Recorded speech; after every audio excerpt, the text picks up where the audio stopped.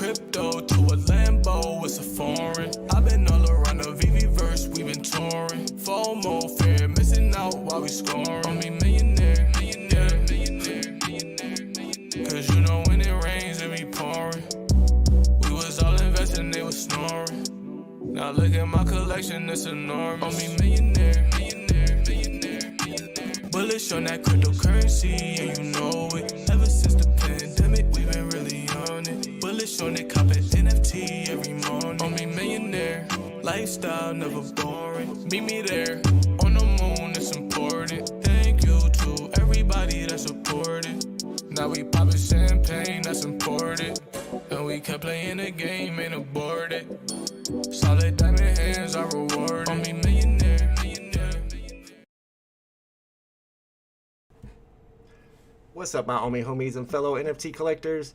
Today's video is going to be a little bit different than what we're used to. We're not going to be talking about NFTs or VeVe today. We're going to talk about what's going on in the world right now, particularly in Ukraine. And whenever one of my longtime subscribers and fellow homies, Mr. Tony Padilla, messaged me on Twitter about his recent situation. He lives in Ukraine with his wife, Anna, and they actually had to escape the country under heavy attacks. And he told me about it, and he asked about if he could come on the channel to describe what's happening, to raise awareness. And I figured I would use my small platform, use this opportunity to do what little bit I can to help raise awareness about it. So I have Mr. Tony and Anna Padilla on the channel to talk about what's going on in Ukraine, what they went through, and they also provided some footage from their time there in the last couple of weeks. And they will also be answering questions if you guys have any questions in the chat. So Tony and Anna, thank you so much for coming on the channel and for raising awareness about this situation. I appreciate it a lot. I'll let you guys go ahead and take over and describe your story to us. Thank you, BB Bolt. Thank you. Hi everyone. Well, it's me, Tony, and Anna. We were in Ukraine during the invasion, and like BB Bolt said, we approached him to tell him that we want to raise awareness about what's going on. Maybe we're going to be able to provide a little bit of our perspective of the events, of what's going on. And we thought, hey, let's try with every avenue we have. We've been very involved with the VeVe community for quite some time now. And we thought, hey, let's spread our information on what we know, what we lived through with the VeVe community. So, yeah, let's start. Absolutely. So I want to start this conversation just telling a little bit of like what's happening in Ukraine, what we know, and then we're gonna tell you our experience. The things we felt personally and we lived personally. So, okay, as everybody knows now, there's an invasion from Russia into Ukraine, and it started on February 24th.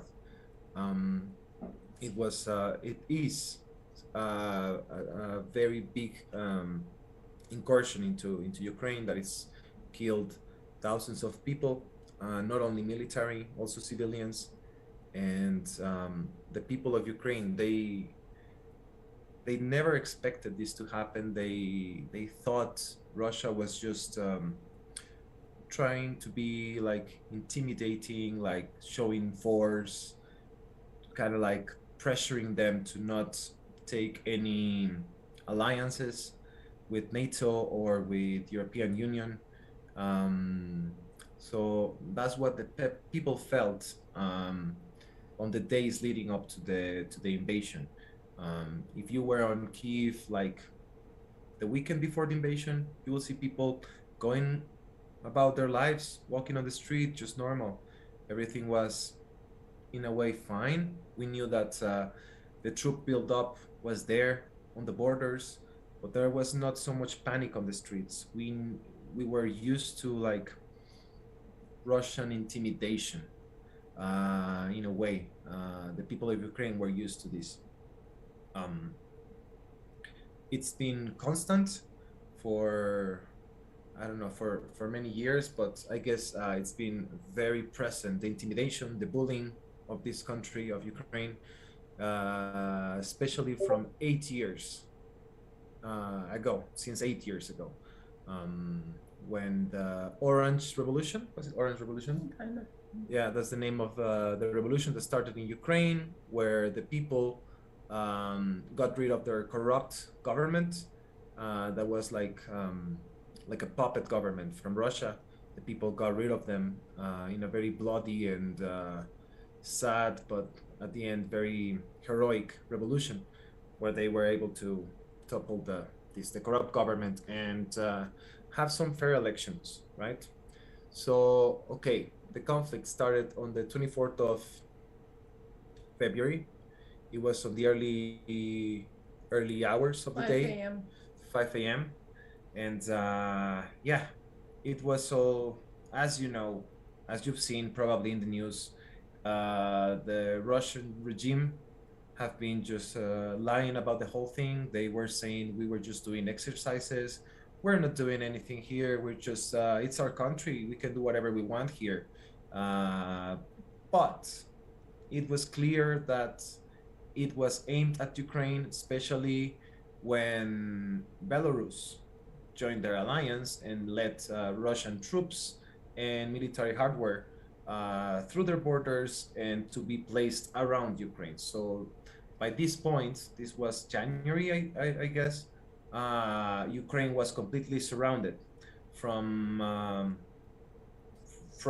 Belarus on the north and Russia on the east. And the number of troops, the final number of troops amassed at the border, let's say the day before the invasion, were 190,000 troops. And they kept saying till the last day that they was all Western hysteria. We're never going to invade. They are our brothers. They belong to the Slavic world. We mean no harm to Ukraine. We will never think about this. And then Friday, was it Friday? I don't remember the day exactly. I don't remember it was Friday or which day of the week, but then that day comes and they attack. Friday. Crazy to think that this will happen. No one saw it coming, really. I mean, it was dangerous, but I mean, Ukrainians have been used to like their aggression for like years. In 2014, they took a big chunk of their territory, Crimea, and after this, they've been funding some separatist parts of Ukraine, some like armed groups in Donetsk and Luhansk. These are, I don't know if I'm saying it correctly. Donetsk. She's Ukrainian. I'm not. I am from Mexico. What's the name of the? Donetsk. Yeah, in Luhansk. Lugansk. And well, they've been funding with weapons and also like just funds, money to these separatists, and they were in constant like battle with the Ukrainian government, the Ukrainian troops, and this armed conflict has been ongoing for 8 years. Now, Russia was saying, the Russian regime was saying, like few months ago, that that they were going to support these independent republics of Lugansk and Donetsk. That's how they were referring to them. And then, like few weeks ago, before the invasion, they said that they were sending like peacekeeping troops. If they were gonna attack, they were just gonna send peacekeeping troops to these areas just to support them. Peacekeeping, but their peacekeeping troops are destroying the homes and lives of people in Ukraine, people we know. So we know it's real. Our houses, destroying the lives of children, women, men who were not ready to fight. They didn't want to fight, but they are willing and they are brave. And they are giving a big fight to this aggressor who is coming into their house and destroying everything they had and taking away their lives. Yeah. So just before we move on into like our story and our perspective, just a few more things on like about this conflict. So the Russian regime were saying that if we have a military operation in Ukraine, we're only going for military places, military strategic points. right? They say, of course, the civilians are going to be fine. But the reality is that that's not what's going on. They have been shelling cities, places where people live. You can tell me more places. Just tell them. They were destroying the buildings of the people. They were destroying the hospital, destroying the kindergartens, schools, everything. Yeah, I've seen the video you guys have sent me, so I know that's true. And we're going to show those here in a little bit. Yeah, there's some videos I show you, and one of, I think, 2 or 3 of them is of what happened yesterday. There was some heavy shelling in a maternity. It's in Mariupol, maternity house. Maternity house. I don't know how to say maternity hospital. Hospital. And civilians were hiding there, and they were just shelling places where civilians are hiding from the bombs. So they don't have nothing. What I'm saying is that the Russian regime, nothing for them is sacred, not even human lives, not even civilian lives, or just everything. They said we're gonna go in as peacekeeping troops, but the videos that you can see on social media, on the news, it shows the true face of what they're doing. They're destroying their country. They're destroying Ukraine. Just recently, I saw an estimate that Ukraine has lost in infrastructure. I guess about, I'm not sure if it was 10 billion US dollars in infrastructure that they lost, but I'm not sure if that data is correct, but they've lost a lot. I mean, you can see it on the videos. The cities are destroyed, and yeah, they have no regards to the safety of civilians. There have been some peace talks where the government of Ukraine is trying to secure some safe passage for people who want to evacuate, for families, for Ukrainians who want to move out of the zones of conflict, of the battles. And every time they keep saying, that those corridors are going to be safe for civilians, but then they end up shelling those corridors. So now it came to a point where it's just it's ridiculous how evil they can be. I mean, yeah. Yeah, I've heard that on the news that they were shelling the civilians whenever they were telling them that they could leave in that passage, and then they start shelling the passage. And I know that there's also supposedly some high-level peace treaty talks going on in Turkey between Ukraine and Russia today. So hopefully that'll amount to something. Yeah, I mean, we remain hopeful that, yeah, but still, I mean, it's hard. It's very hard to believe them when they tell you one thing. Civilians can go, you're safe to take this route, and then they start shelling.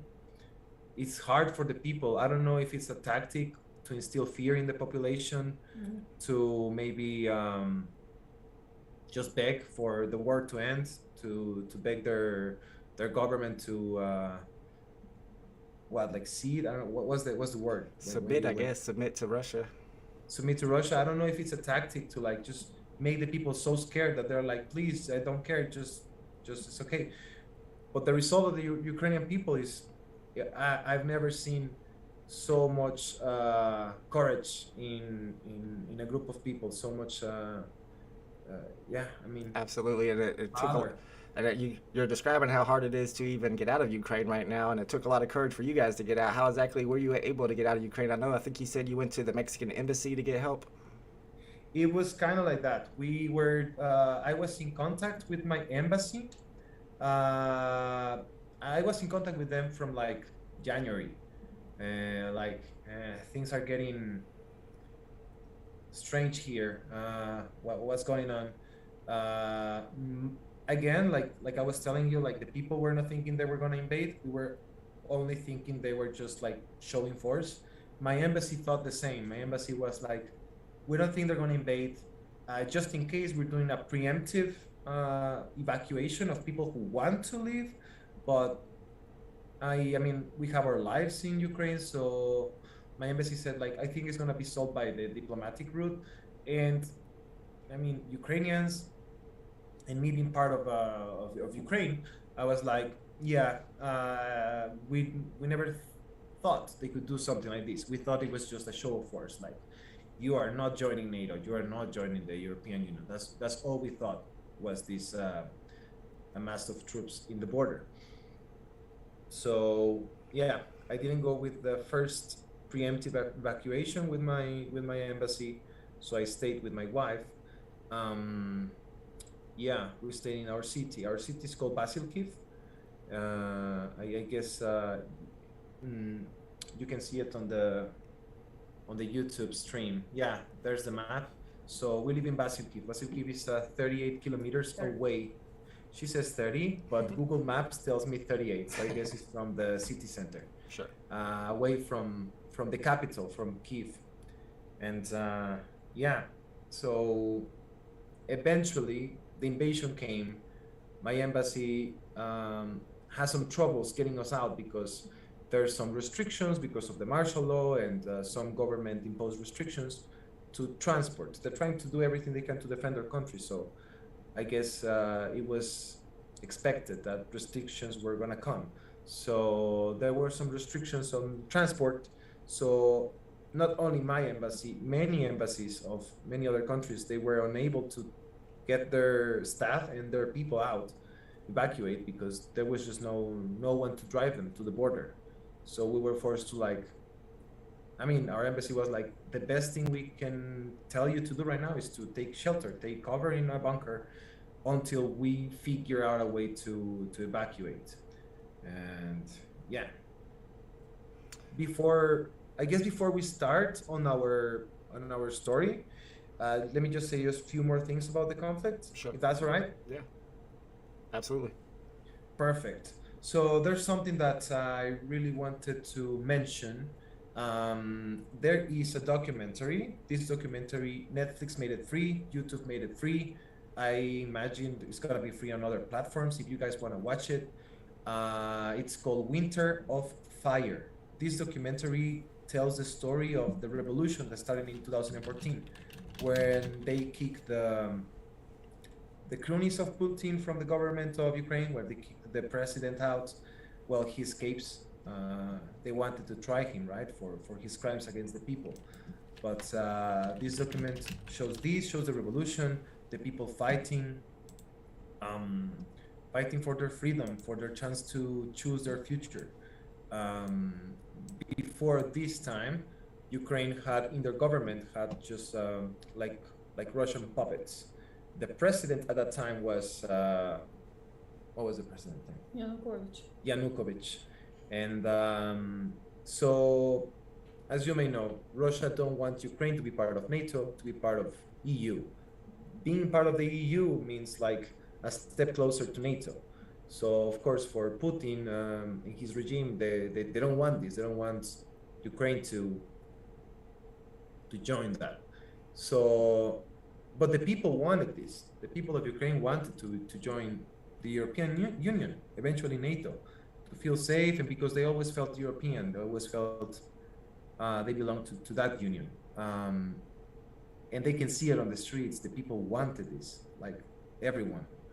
But the government, well, they were colluded with the Russian regime, with Putin, and obviously that's not what they wanted. So they said, no, we're not joining the EU. They faked the vote of the people, but the people could see, like, clearly everybody wanted to be part of the European Union. So what started was a revolution in the winter of 2014. That was a very bloody revolution. It started with some students, a group of students that were like protesting. Then a special police, what's the name?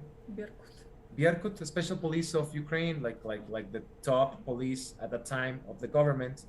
They went against the protesters, the students. They obviously went against them violently. This angered the Ukrainian population because they're hitting our children. If you think we're gonna back down when you come and hit our children, you're crazy. We're not gonna do that.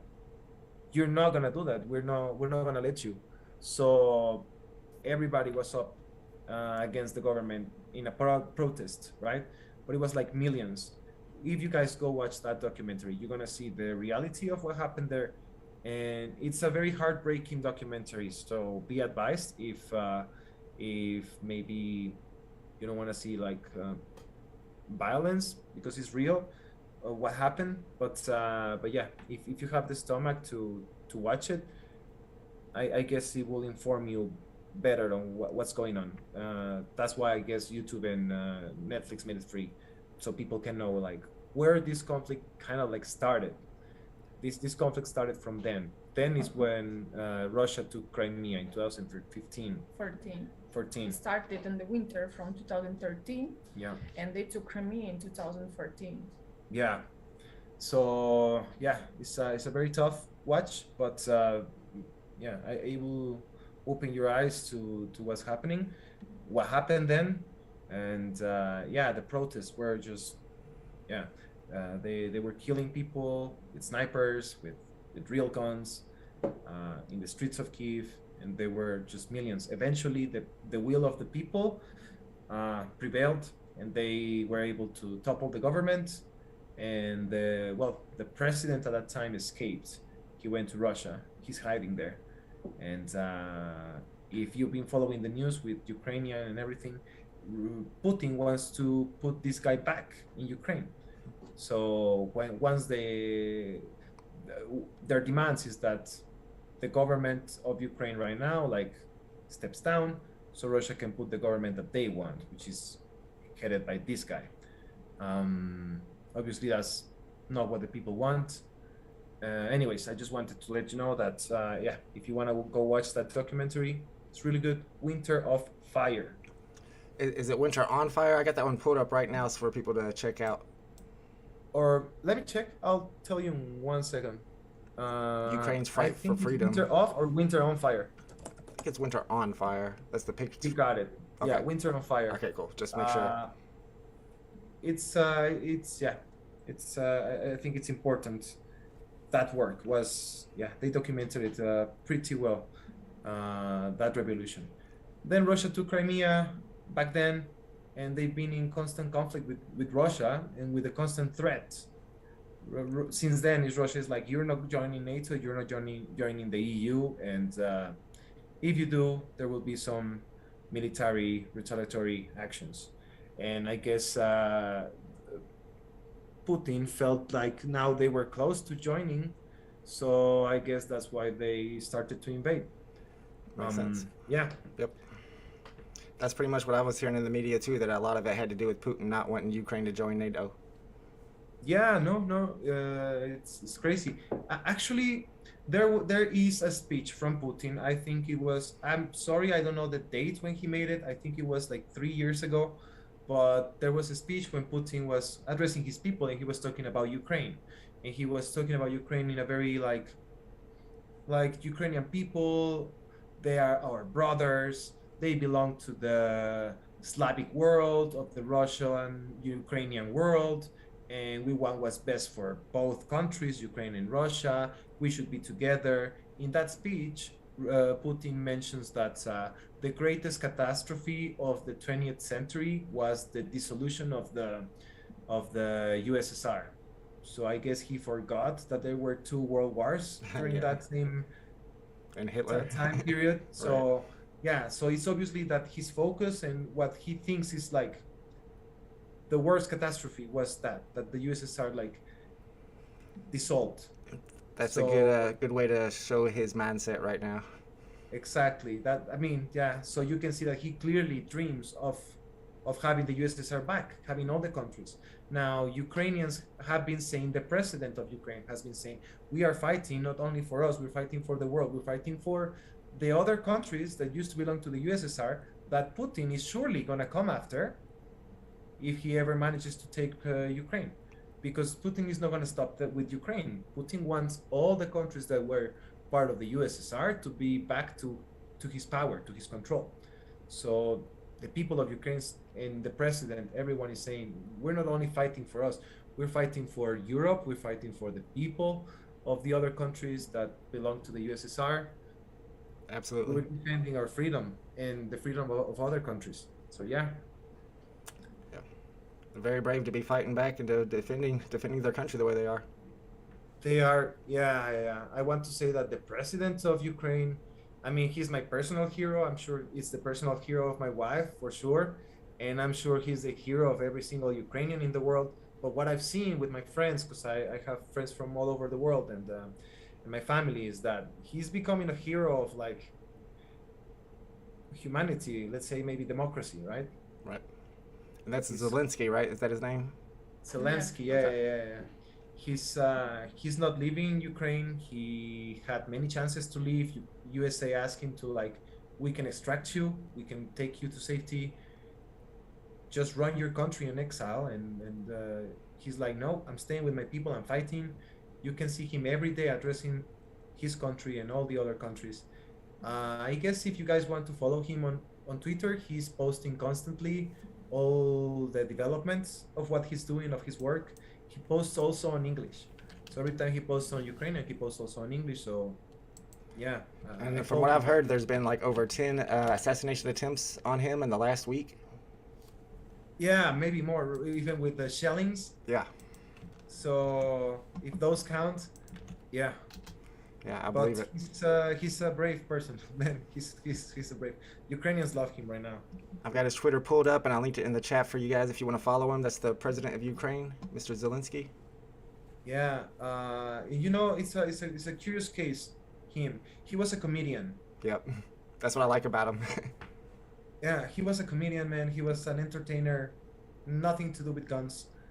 He then becomes the president of Ukraine by popular vote. Everybody just liked him. He was like, I guess, the major comedian. Was he the major comedian? Yeah. They have their own project, which one they all also making the movies and like TV shows. So And then he's been very tough on his stance with Russia. Like, we are not gonna give an inch of our territory, not an inch. We're not gonna let you, because he came after Crimea, after Russia already took Crimea. He's like, we're not gonna give you no 1 inch, nothing. We're gonna defend our country. And he was saying those things before the invasion, and what people realize is that his words were true. Like, he really was committed. He really is committed to his country, to his people. So yeah. Absolutely. That's awesome to hear. Yeah, exactly. So what do you think? Should we start talking about like what we went through, our experience in Ukraine, a more personal story? Yeah, however you want to tell us your story. It's up to you. Whatever you think would be best.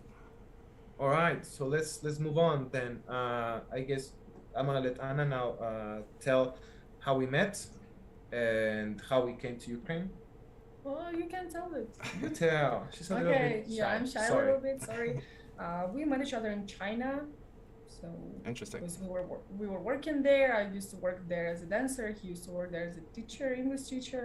I was studying also animation, but I was studying online. It's a school called Animation Mentor. Maybe someone in the audience knows about it. But yeah. So and then we came to Ukraine. We Oh. got married. What? When? When? Yeah. In 2020. Okay, in March 2020 we got married, Yeah. and then there was the COVID, right? Everybody knows that year. So I go back to China to work. She stays in Ukraine because she had longer holidays than me. So I go back, but then, you know, the closure of borders, no one can come back. She's unable to go and meet me in China. We're already married at this point. So in October, I said, I guess that's it. Goodbye, China. You're not going to be able to come back. I want to be with you. So I go back to Ukraine, and I arrive in Ukraine in October 2020. Yeah, 2020. So yeah, we arrive. No, October 2019. No. We came. No, remember 2020 we came. It was Or the pandemic. 2020 we. Oh yeah, 2020. Sorry. So 2020 we arrived October, and then we've been living there in Ukraine since, yeah, what is that, like a year and a half? Yeah, a year and a half. So then 2021 started, and then something interesting happened in 2021. There was another Russian buildup in the borders of Ukraine in spring. again, around 100,000 troops in the border. People were scared. The media was like, what's going on? Mostly Western media was like, maybe feels like an invasion is probably coming. It was started. Like, I guess it would be like what December was this last December, like how it felt on the news, like the troops are coming, something like that. There was an uneasy feeling on the air in Ukraine, but again, people were used to their aggression, so they're just showing force. They're just bullying us. So there was the build up. There were exercises, and then they went back. The troops went back. So I guess they were preparing for this war, what is happening right now. But yeah, they did their exercises. Then they went back. We all went back to our lives. Everything was calm again.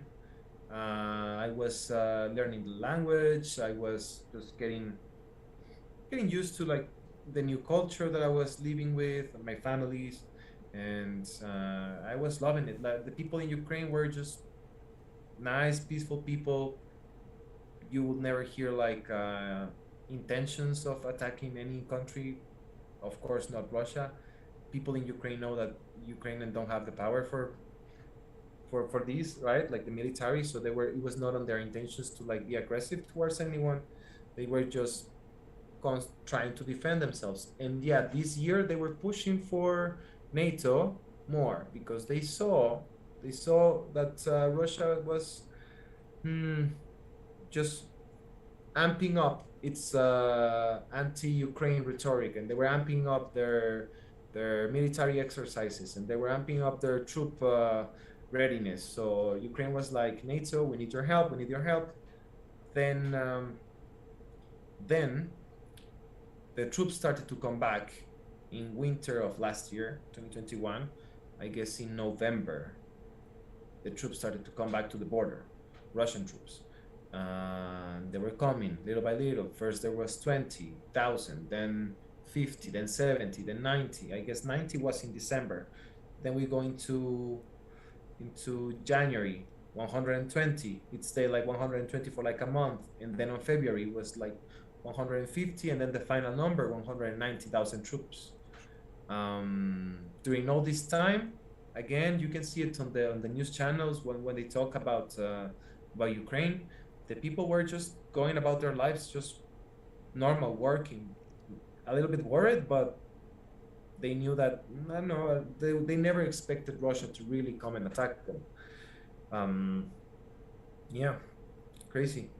Yeah, that is crazy. It just came out of nowhere pretty much because they built up the soldiers at the border before and nothing came of it the first time. So I guess that's why people just went on with their lives and expected this to be just another military exercise or just them threatening Ukraine again. Exactly. Yeah. I mean, my family was a little bit worried. They were calling me. I'm from Mexico, so my family was calling me like, it doesn't look good. Maybe you want to come back. And I was like, no, I mean, my life is here. So I'm with my wife, we're doing stuff. I wanted to go, but at that time I wasn't thinking of or planning to go to Mexico. So I'm like, no, it's fine. Don't worry. Days kept passing by, and they were more and more worried about me. And they were like, just like, please come, please come. But yeah, I mean, we never expected it. I was following some news channels. I guess Reuters was in Ukraine early. I guess also Wyon. I don't remember which others. And they were doing some coverage on the people. And you can see the people just like not panicking at all. First week of February, just normal. No one like. I guess other countries would be like, well, there's a massive army in our borders. Maybe we should be panicking and going for like panic shopping and everything. Not Ukraine. And I guess it's because of the constant conflicts and threat of invasion. They've been living for 8 years. Right. So I guess that's why people took it that way. Yeah, it's sad that people have to live that way for so long. On that first video you sent me, is that the first time you guys saw some kind of attack in your town? Which video is it? This is the one where somebody's looking out the window and they actually see a rocket hit across the street. No, that was a village near us. Okay. And yeah, I mean, the attacks, especially the missile attacks and the bombing, the shelling, they started from day one. Oh, I see. So yeah, I guess yeah, I guess let me tell you then the invasion, right? The invasion day. Sure. So we were sleeping. It was 24 in the morning, and suddenly my wife receives a call at 6 a.m. in the morning or 5 Yeah, something. my friend called me. She started to ask me, so how are you guys? I'm like, Oля, you called me at 5 a.m. What happened? And she like, but they start bombing my walls in my house. They're shaking, and I just like, what really? I look at the window and I saw like the red color in the sky. So the many people standing outside, running away with the backpacks. And I came to mom and like, mom, did you hear something? She like, yes. Then I took the card, banking card, and I went to ATM. And like it felt like I don't know, like ending of the world, because many people trying to escape somewhere, many cars, the bombs they flying to the like strategic points. So this was kind of like horrible. I can't even imagine that.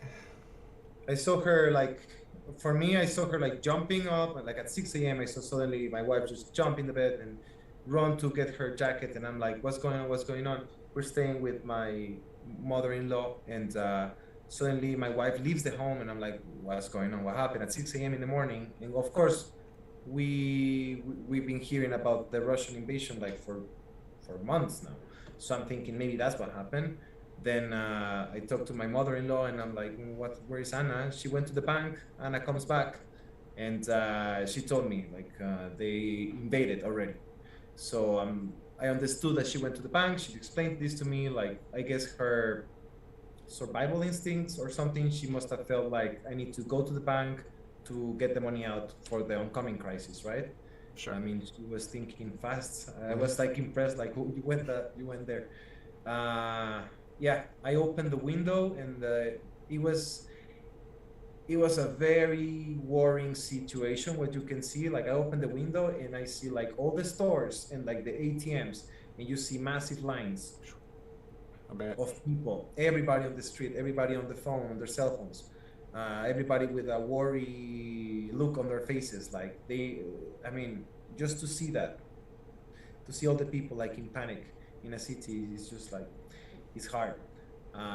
You will go to another window and you will see like families just running to their cars, packing their stuff and just leaving. Like you could see like everybody was packing and stuff. During the whole day, we were seeing just families packing and leaving, cars, just going, leaving out of the city. Because of our situation, we didn't have a car, we didn't have a way of transport. We tried to get out, but there was no way for us to go. So we had to stay. Then during that whole day, they didn't attack our town until the night. So during that whole day, we were like, I was in panic. I was preparing maybe like bags, like for things in case I need to like evacuate, just like to take my stuff, or suitcases. I was like, that's because that's how I work. I was like, I will go into the shelf and like throw everything that it became trivial at that time. Right. Like, so I was just like throwing, just to like see exactly what I needed to take, and that thing will go into my bag. Everything that was trivial just out, and that's it. Then yeah, well, I was in panic. She was very strong. I was just in panic the whole day. Like my nerves, my stomach, my mind, crazy. We were hearing like airplanes the whole day. We were hearing explosions also on the sky. That's because our town has some air defense system. So some of the missiles may be going to, maybe, I'm not sure if to our town or going to Kiev. They were being destroyed by... Because our town, it's also kind of like strategic point for them, because we have like many military bases and also like aerodrome, is that correct? Right. So military airport? Yeah, military airport. Okay, yeah. So, and they first, what they were doing, they were trying to destroy those places, but also near those places, we have a lot of buildings with civilians. So, and of course, when they were hitting the airports, military airports, the people who were living in those houses, which are not near, they got hurt. So, or killed. Or killed, yeah, right. because the next day, I don't remember for sure. They were trying to hit some military base, and they just put it, I guess, not right direction, so it hit the house. So the 3 floors of the building or 4 just destroyed, and there was people. So Yeah, I saw some of the destroyed buildings in the videos you guys sent me. I'm assuming that's from Vasylkiv.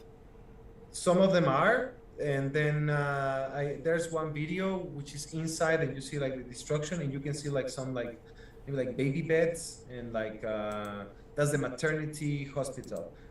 In this video, in none of the videos there is like people. I mean, Right. rings. So I chose the videos especially like that, so we can show them on YouTube. But the people were in this maternity hospital. They were taking shelter in like the basement, but of course there was heavy shelling, and like they wounded many of the civilians and killed probably, I don't know the details of that attack, but I mean they have bombed hospitals, schools, shelters, houses. We will tell you just near the end just some stories of her friends, but yeah. Yeah, I'm going through some of the videos you sent me now. I think this one is probably the maternity hospital you were talking about. It looks like the whole That thing is- was... yeah, this is in Mariupol.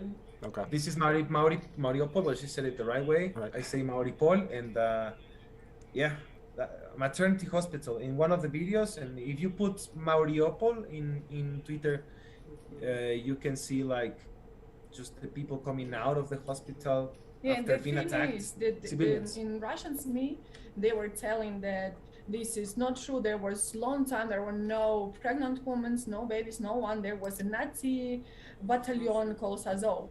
So like they moved the people, the pregnant women, like long time ago from that place. But it's all lies, right? I mean, that's the biggest. in the videos you can see the pregnant woman. Not on these ones.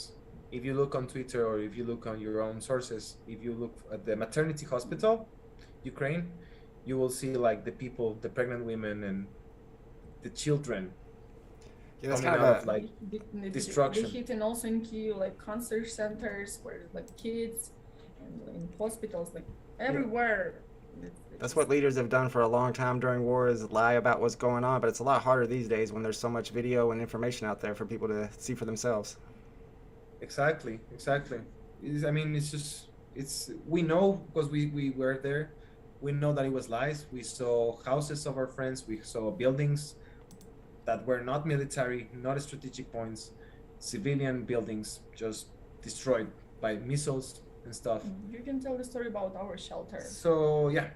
So all right. So let me continue then with our story. The whole day is in a way calm. There's no bombings falling on our town yet, and her brother is defending, because her brother, well, he knows, and he's defending the town. He enlists to defend.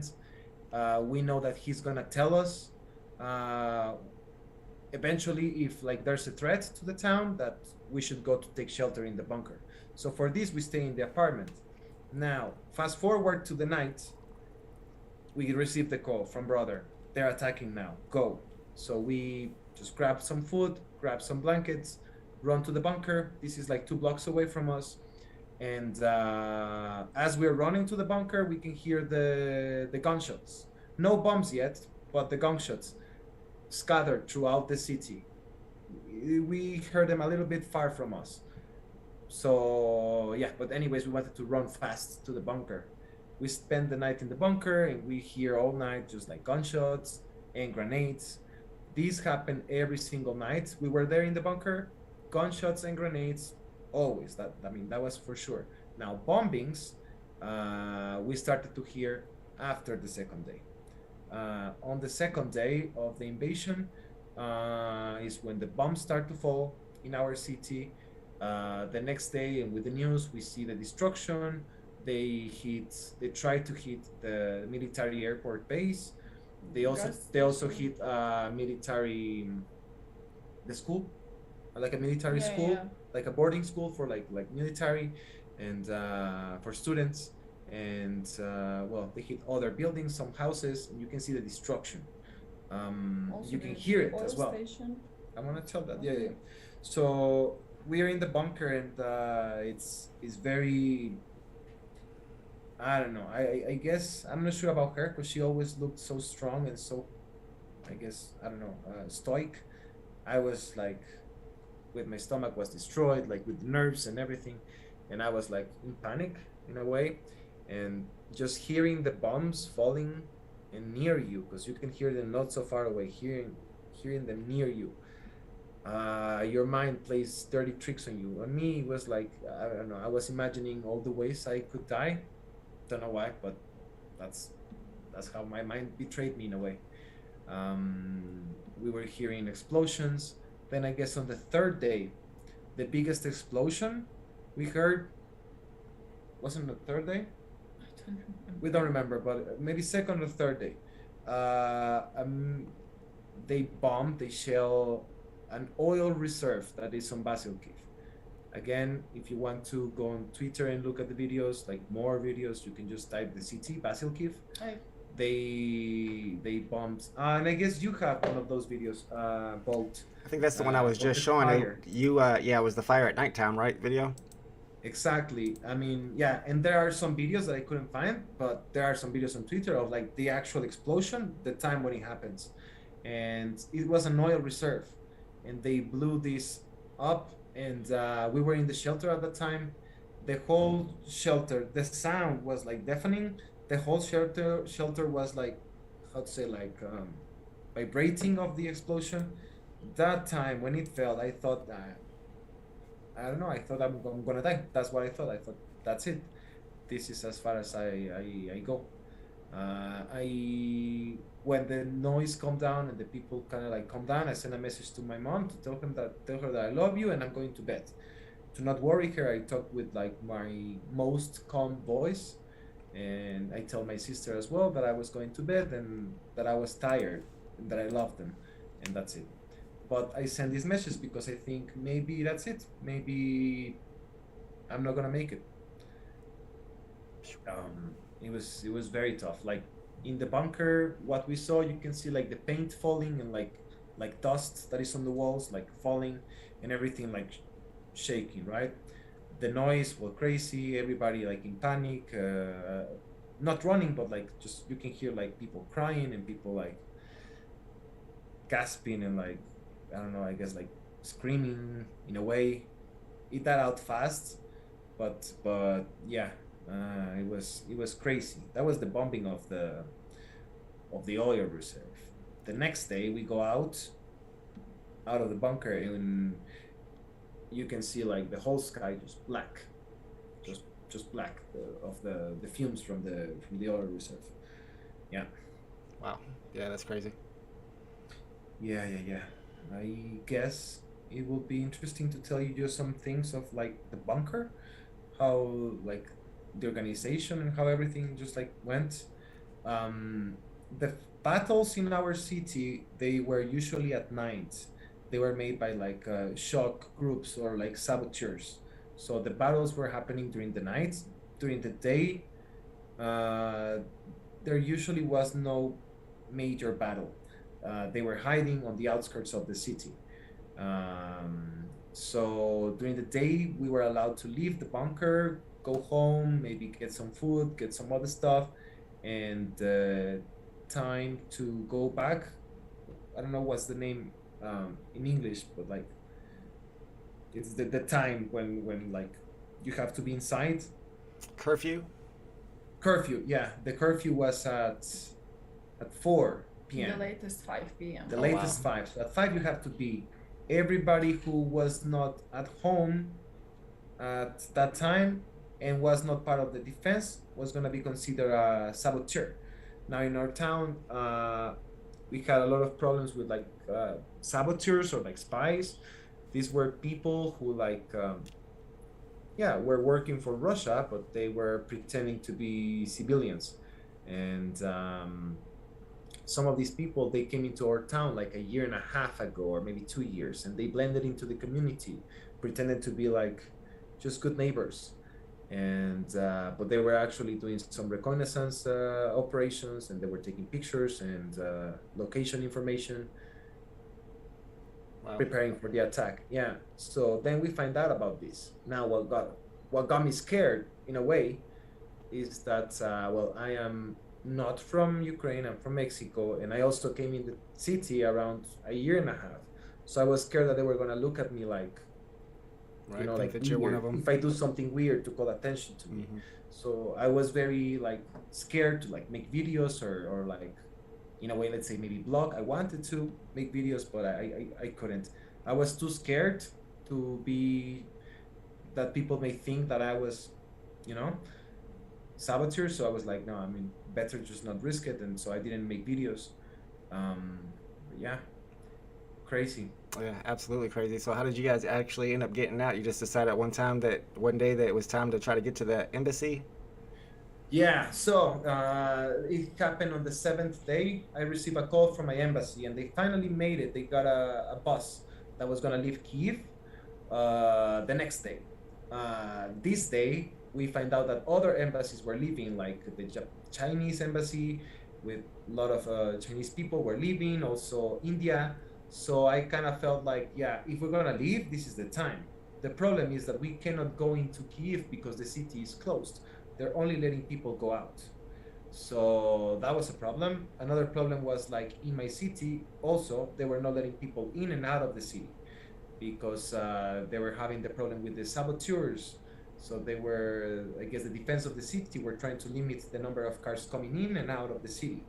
So I was like, how am I gonna leave? Now, for me to meet the boss of my embassy, we had to meet them on the highway.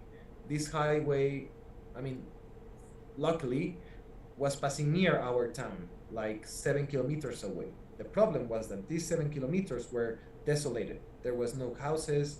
So if we were to walk that path, we would be like an easy target for the Russians who are hiding on the outskirts. Her brother was like, no, you cannot. Because I was like, I'm going walking. I don't care.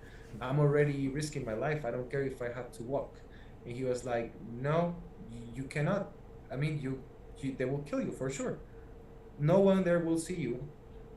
And if they kill you, they will, you know. So, all right, I go to bed that night, the seventh night, thinking I'm not leaving. I'm going to stay here. Tomorrow my boss is going to pass near us and I'm just not going to be able to take it. So we go to bed a little bit sad. I wake up, I keep thinking about this, and I keep thinking there's gotta be a way. I mean, it's just 7 kilometers. And I keep thinking maybe I'm just gonna risk it. Let's go and risk it, right? But I'm also worried because I'm with Anna, so I also don't want to put her in more risk than needed. So anyways, I talked to her. We had a cigarette in the door of the bunker, and I'm like, we need to talk to your brother and convince him to get us out. He had a car. His car was being used by the defense, but I'm like, I mean, this is the last time. He only needs to take us out for 10 minutes. If he doesn't take us out, we're not leaving, right? Her brother wanted to get her out since like 2 weeks ago. He was like, please go. I don't want to be worried about you. I just want to do my job and not think about your safety. If you can go with Tony, please just go. So I knew he wanted, but I knew it was hard for him. But anyways, we convinced him. He said like, all right, 10 minutes, I guess I could. I'm gonna try to like just to get you out, to go through this road. He was thinking, I guess the other defenses who are on the checkpoints, they might know me, and they're just, I mean, we can just try it, right? They might let us through. So he's like, yeah, all right. So then we are at 8:30 when we leave the bunker. My boss is gonna come for us at 10 a.m. So we leave the bunker. We are going home a little bit fast, and then halfway, which is like just a block away from our bunker, we start to hear gunshots coming from the bunker. A battle started there, like a big battle, I guess. Like, I don't know. We could hear like maybe 15 machine guns being fired, and like a barrage of bullets coming from like a block away from us. So we can hear like even the sound like in the air, like, and just the barrage of bullets. So me and my wife are running, and we are running to home. In a way, running from the bullets. We arrive home. And then maybe 20 minutes later, the sound died out. So yeah, we talked to brother again, and he's like, can you take us? Well, right now it's a little bit hot in the city. We need to wait. If it comes down, yeah. All right. Then her mother, she was staying in the basement with her friends. Her friend, she's married to a German person, and she has a daughter and a son. He's 17, she's like 14. And she wanted to go to Germany, right? So she asked us, can you call your embassy and maybe they can take me out? So I do that. I call my embassy and I'm like, hey, I mean, I'm here with a family of German nationals. In a way, I guess yeah, they were not, but she was married to a German national. And I told them, like, you don't need to do anything with them. You just need to bring them to the border. They're gonna, their embassy, Germany, is gonna take them out. And so they're like, yeah, we can take them. And it was also our way to go out, right? So, yeah, then what happened? Sirens, bombs started to fly over our city, missiles. I told you we have like an air defense system in Vasylkiv. So we started to hear explosions. Luckily, these explosions were not falling on the city. The air defense was like just blowing them up in the sky. But yeah, so we're thinking, oh my God, we are not gonna leave because everything is getting hot. Like it's getting like a battle is like starting. But anyways, after a few explosions, the sirens died out, and we had like maybe 40 minutes of calm. And brother is like, let's do it, let's go. He comes, picks us up with his friends. In 2 cars, we go, all of us, me, Anna, and the other family we were taking, and we drive to the highway. On the way, he's driving like crazy, like Tom Cruise, like just driving like crazy, obviously because we don't want to be an easy target. So we're driving, we passed one checkpoint, they recognized him, they let us through. We passed the next checkpoint, they also recognized him. We got lucky, we were so lucky. We made it to the highway. 10 minutes later, we meet my embassy boss, and then we're on our way towards the west. Towards that area, towards the west, it's like safer. So yeah, we were just passing military checkpoints every 30 minutes, every 40 minutes. But they knew we were evacuating, and they were just letting us through. It was fine. It's amazing that you guys were able to get out like that. That's awesome. I'm glad that you guys were able to get out under such crazy circumstances. Was it your guys' bunker that you were in that was being attacked as you guys were going back to the house? No, it wasn't our fault. It was just like it was probably like someone hiding. They're hiding Yeah. like. No, I didn't mean it was your fault. I just meant, was that the bunker that you guys were staying in? Did they attacked that right after you guys left? Oh yeah. Sorry, didn't hear that. Yeah. It was, the attack was coming from the bunker. Right. And or near the bunker, but Right. in that area. But it was like a block away, and we can hear like the bullets like flying, and like maybe impacting in the buildings near us.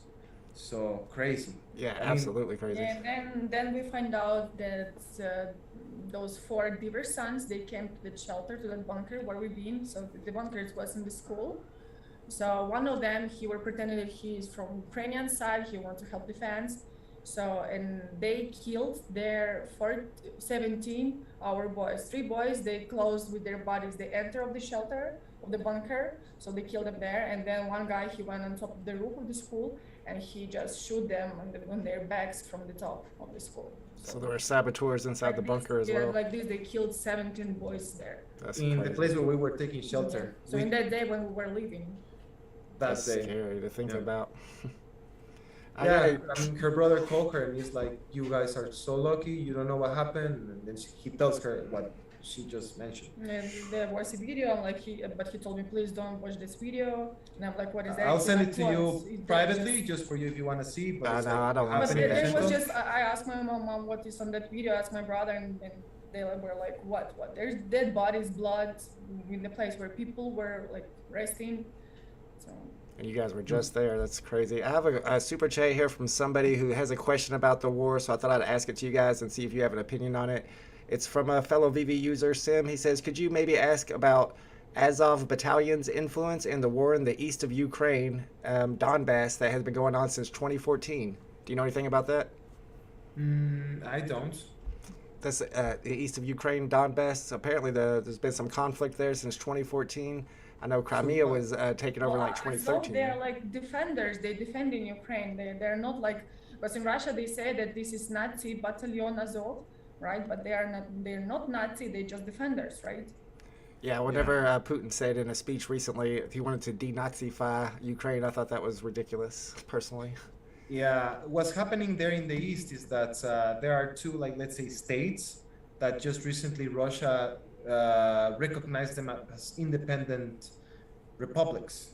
And but what Putin has been doing for like since 2014 is that they've been funding this separatist movement with guns and resources to like break away from Ukraine and like just do exactly the same thing they did with Crimea.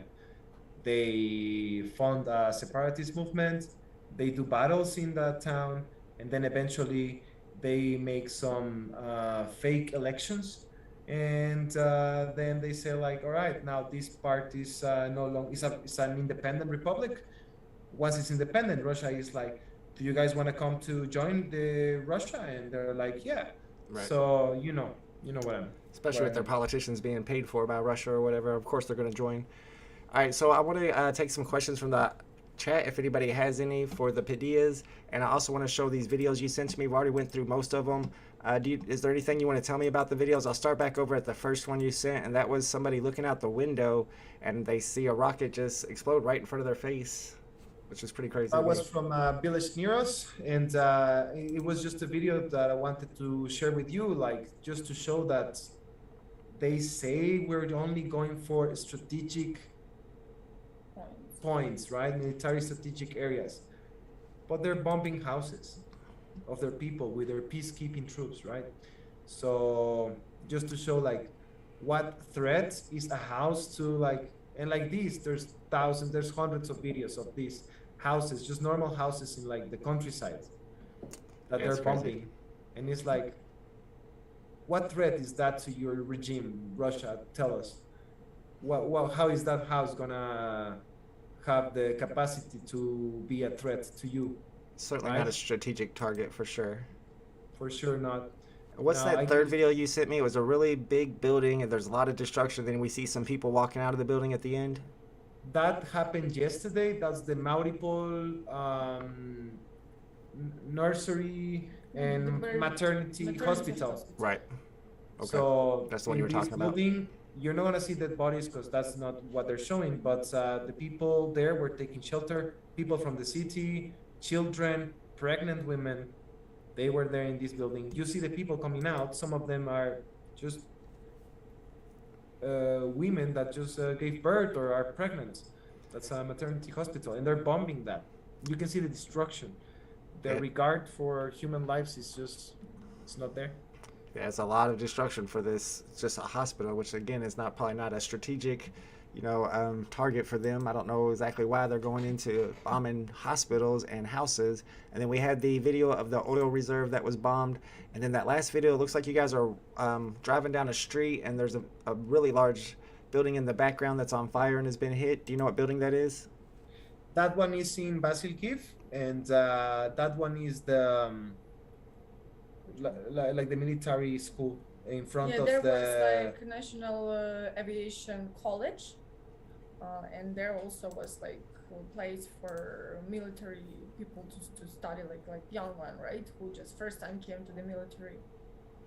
Gotcha, absolutely. All right, we got a question here from Thomas G. He says, hi, Tony and Anna. I hope you're in a safe place right now. Stay strong and know that most of the world supports you. Wasn't really a question, but yeah, absolutely. Everybody supports you. VeVe is known as a really close-knit community, and as soon as we heard about this, everybody's been really worried about all of our OMI homies that are in Ukraine and just everybody in that entire region, because who knows where this ends. Exactly. Yeah, it's just been crazy. So do you know anything about the ghost of Kiev? We've been hearing some stories about the ghost of Kiev. People say, is it real? Is it not real? Let us know. You're there, so you can tell us. He's from our town. Oh, really? So you actually know the guy? I don't know him personally, Right. but maybe. Well, maybe. Because in our town there is the place where they also one of the places where they learning how to use the jet locks. So, well, Right. and then a few days later, when I talked to my mom, she told that the Kievan ghost already hit like 30 with something jet locks of Russia. Yep. Well, we just hear. No, of course we don't know him personally. I mean, or I guess he's been defending in our town. I'm not really sure if he's from our town, but yeah, she just told me that maybe not. But the point is that, yeah, we hear it everywhere that he's like a national hero because like it's this one guy that is killing like Yeah, because many of the usually when you look up airships. on the sky, you just can see probably him flying, right? Right. And when Yeah, it's and really- he's so famous that we even hear about him here. There's also like the sniper or of Kiev as well, right? Ooh. There's another story like that. Also, like it's the sharpshooter of Kiev. The sharpshooter. There's a good question here from Tricky Riffy. He wants to know, has Anna, I don't know if it's Anna or Anna, I always have problems with that name. Has Anna heard from her brother lately? Does she know that he's safe? One more time, sorry. Have you heard of your brother lately? Do you Yeah, know- yeah. I talked to him today. He's okay. He's doing Good. fine. They helping people who are still in my city and also around the villages who don't have money or they just cannot go to the store to buy stuff. I mean, like food, like baby diapers, like all that stuff. So he helping this way too. And So, speaking of I'm just like helping, I'm having with him like few minutes call just to hear if he's okay. He like yeah I'm fine. I'm just doing this. I will call you later when I'm gonna have more time. Her mother is also a personal hero of mine. Her brother he got us out. Her mother is also a personal hero of mine. She didn't want to leave Ukraine. She wants to be strong. She wants to be strong for her people. She wants to support them in any way she can. And the way she's doing it and showing it is she's cooking for the troops. she's cooking for the troops. That's really awesome. And she's staying in Ukraine and just helping out in any way that she can. That's pretty patriotic right there. Exactly. She's a hero for me. She had the chance to go. My embassy was like, yeah, of course. She comes to you with you, no problem. She had the chance. We begged her, cried to her, please come out with us. She's like, no, I'm gonna stay here. I'm Of gonna course. support, and I'm going to. I guess she wants to be with her son as well. See her Exactly. every day, Mhm. him every day. And I want to let everybody know about the fundraisers you guys have sent me that you guys are supporting. One of them is the Vasylkiv Defenders, and I know that they also have an Instagram page where they show where all the funding is spent on and how they use it to help people. So those links are in my description of this video, but I'm also going to link them in the chat. Can you guys tell me a little bit more about Vasylkiv Defenders?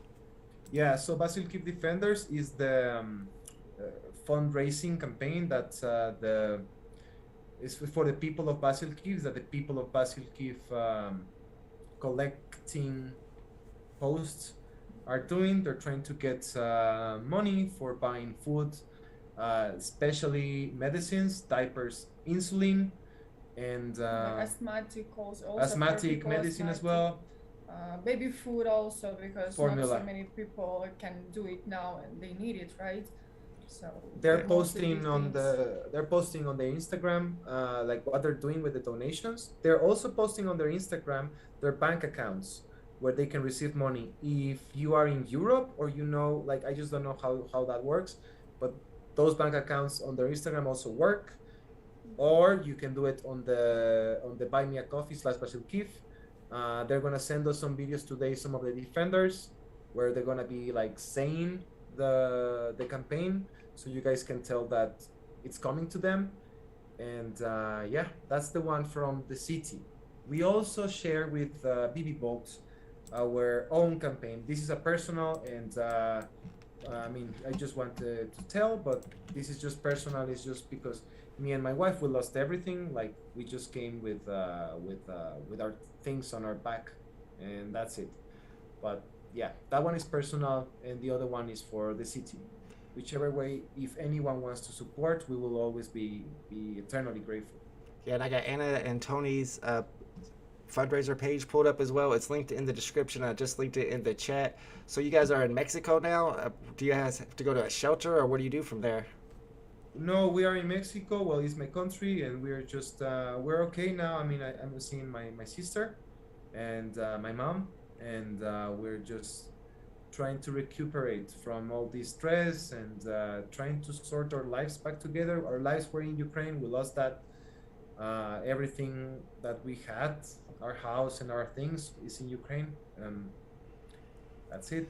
And what do you guys think is going to happen with the war from here? Do you think Ukraine's going to defend their country and push Russia out? Is Russia going to take over and then keep going into other countries? From your personal opinion, what do you think is the next stage of the war here? Well, I guess we have hopes. We don't really know what will happen. At least personally, we can ask Anna later, but I hope that, yeah, we are able to resist so much until Russia feels the pressure of like all the sanctions and all the hate that the government is receiving. I'm not saying all the Russian people are bad, I'm saying like the government, right? So after all of these crippling sanctions, I hope they feel like they need to stop. That's my hope. I hope also, I believe that the people of Ukraine are strong and are brave, and I know Russia will never take Ukraine, never, ever.